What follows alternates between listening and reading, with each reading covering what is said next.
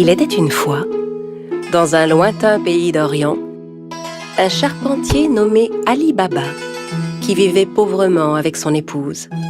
Ali Baba allait souvent dans la forêt avec son âne pour y couper du bois et le revendre en ville. Un jour qu'il était allé chercher du bois dans la forêt comme à l'ordinaire, il entendit un bruit de galop. C'était un groupe de cavaliers qui se dirigeait tout droit vers lui. Et les hommes n'avaient rien d'aimable. Ce sont certainement des voleurs. Je ferais mieux de me cacher. Ali Baba cacha son âne derrière les buissons et grimpa à un arbre. Les hommes arrivèrent et s'arrêtèrent juste sous l'arbre. Ali Baba les compta. Ils étaient 40 exactement.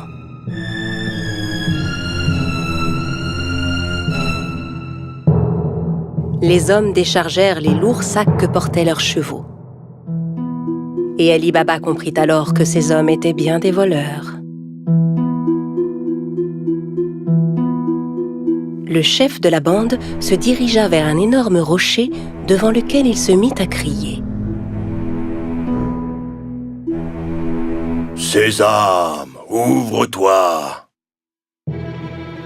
Soudain, il se passa une chose incroyable. Le gros rocher glissa sur le côté comme une porte coulissante, laissant apparaître une grotte.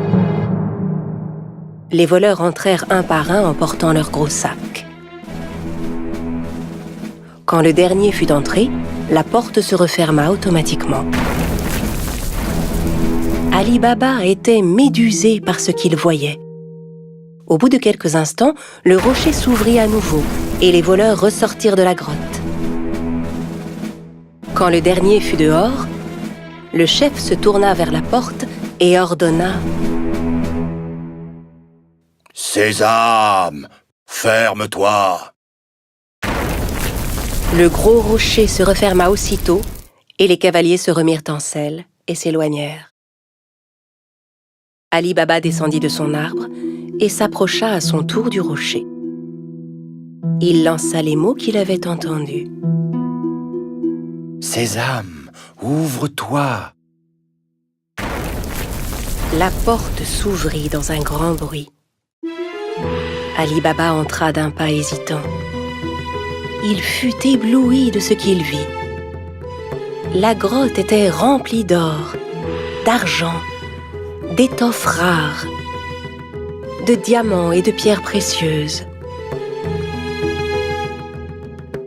Il regarda autour de lui, ramassa 3 sacs et sortit de la grotte.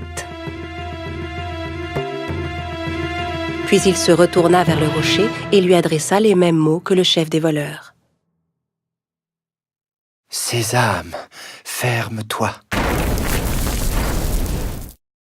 Il chargea les sacs sur le dos de son âne et rentra chez lui. Arrivé à la maison, il montra les sacs à sa femme.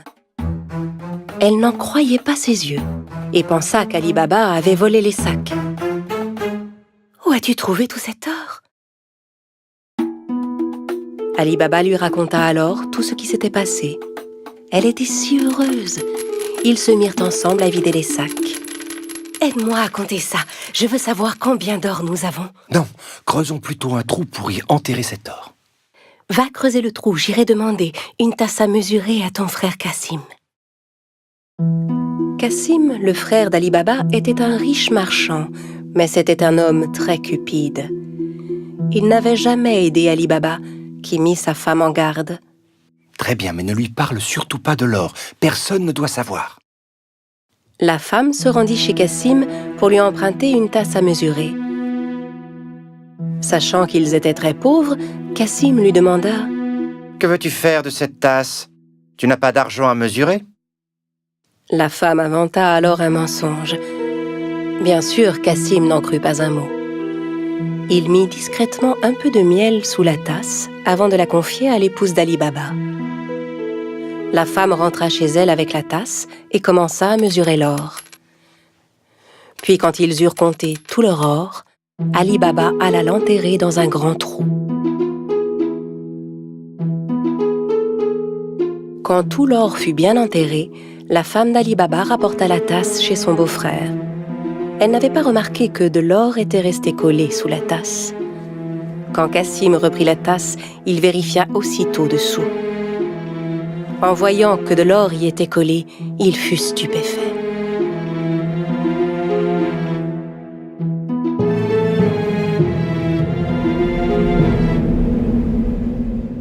Je me demande où Ali Baba a pu trouver cet or. Cassim ne put pas dormir de la nuit. Le lendemain matin, il se leva et se rendit directement chez son frère Ali Baba pour lui montrer l'or collé sous la tasse. Ali Baba, d'où vient cet or?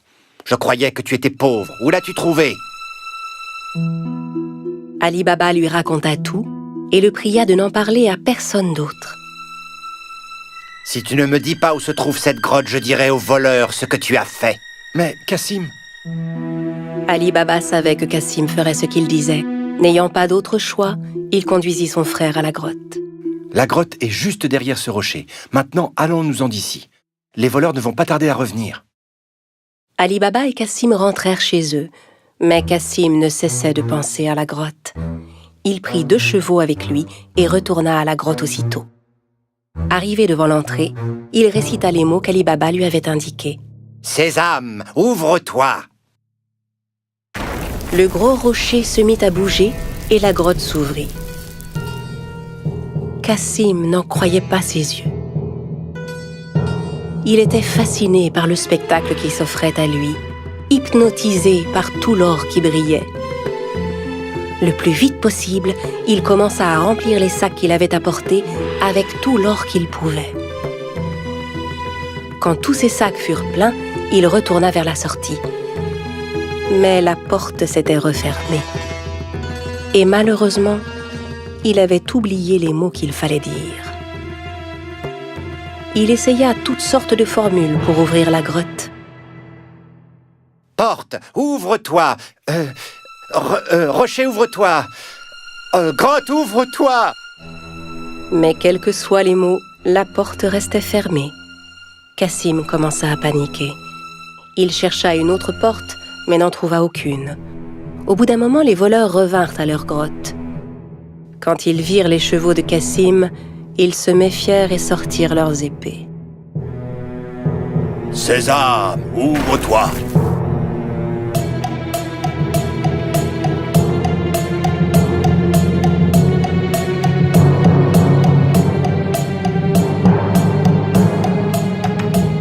En entrant dans la grotte, les voleurs s'emparèrent de Cassim et le punirent sur le champ. « Alors c'est donc lui le voleur qui nous a volé notre or » À la nuit tombée, ne voyant pas revenir Cassim, sa femme commença à s'inquiéter. Elle courut chez Ali Baba pour lui demander son aide. Ali Baba aussi était inquiet pour son frère. Il retourna à la grotte et vit les 2 chevaux qui attendaient devant la porte. Il comprit alors que son frère était à l'intérieur et qu'il s'était fait tuer par les voleurs. Il retourna voir sa belle-sœur et lui raconta tout. Ensemble, ils décidèrent de n'en parler à personne. Au bout de quelque temps, Ali Baba et son épouse vinrent s'installer dans la maison de Cassim. Ils s'occupaient de son commerce et aidaient à le faire prospérer. Leur fortune ne cessait de croître. Dans le même temps, le chef des voleurs se rendait compte que l'or caché dans sa grotte ne cessait de diminuer de jour en jour. Il ordonna donc à l'un de ses hommes de vérifier s'il ne voyait rien de suspect. « Va en ville, cherche s'il n'y a pas quelqu'un qui serait devenu soudainement riche et dépensier. Depuis quelque temps... » En se promenant dans les rues du marché, l'homme vit Ali Baba qui payait ses achats avec de l'or.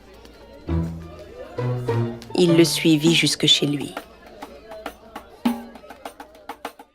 Quand Ali Baba entra dans la maison, le voleur marqua sa porte. À la nuit tombée, la femme de Cassim sortit pour donner de l'eau fraîche aux animaux. C'est alors qu'elle remarqua la marque qui était sur sa porte. Elle comprit que la marque n'annonçait rien de bon. Elle prit un pot de peinture et marqua toutes les portes du voisinage. Au petit matin, les 40 voleurs arrivèrent pour retrouver la maison d'Ali Baba. Incapable de distinguer la maison parmi toutes celles qui portaient des marques, Ils furent contraints de repartir.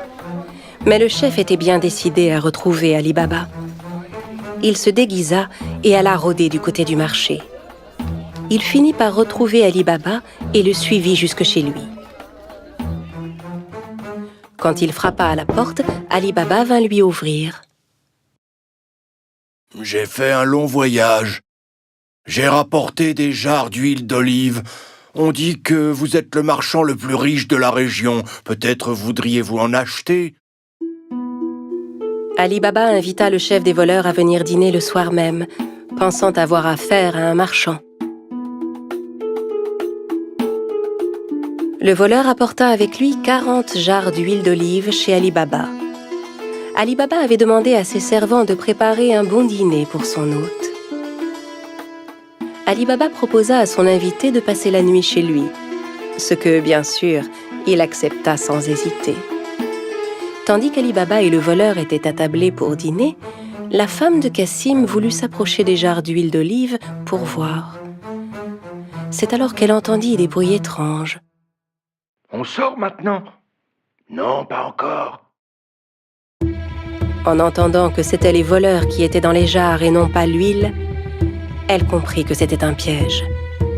Elle alla aussitôt à la cuisine pour faire bouillir de l'huile.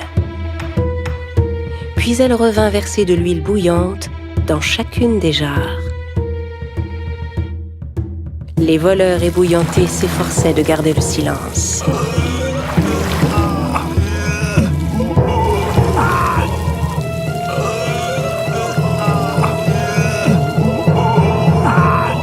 À minuit, quand tout le monde était endormi, le chef des voleurs alla vers les jarres.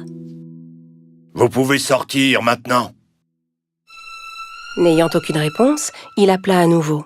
« Les gars, vous dormez ?» N'entendant à nouveau aucune réaction, il décida d'ouvrir les jarres et fut terrifié de ce qu'il vit. Terrorisé à l'idée de se faire attraper à son tour, il s'enfuit et ne revint jamais.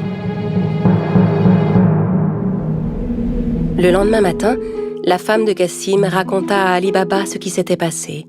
Cette fois, il savait qu'il n'aurait plus jamais à s'inquiéter des voleurs. À partir de ce jour, Ali Baba et sa famille menèrent une vie riche et heureuse.